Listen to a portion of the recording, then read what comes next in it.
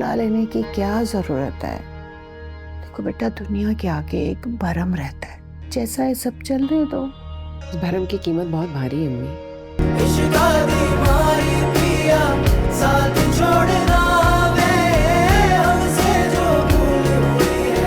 कुछ तो भूल। फरहाना इतनी दूर से आई है तुम्हें समझाने, बड़े वादे करके गई है मुझसे। वादे क्या, मिन्नतें ही समझ लो। तुम्हारे पास भी तो आई होगी।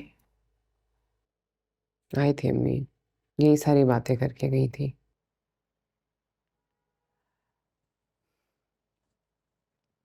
देखो इतना वक्त गुजर गया है, जामी को अब तो अकल आई गई होगी।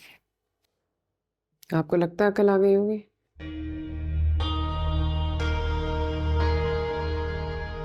मैं तो सिर्फ इसलिए कह रही हूँ कि जब तुमने दूसरी शादी नहीं करनी तो फिर बुला लेने की क्या जरूरत है?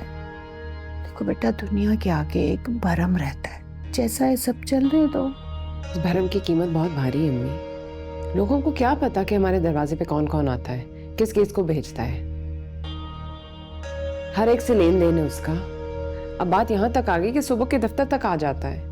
ये जामी भी ना, इतना वक्त गुजरने के बाद अभी तक ना उसमें कोई अकल है, ना शऊर, ना तमीज, ना शर्म, ना हया।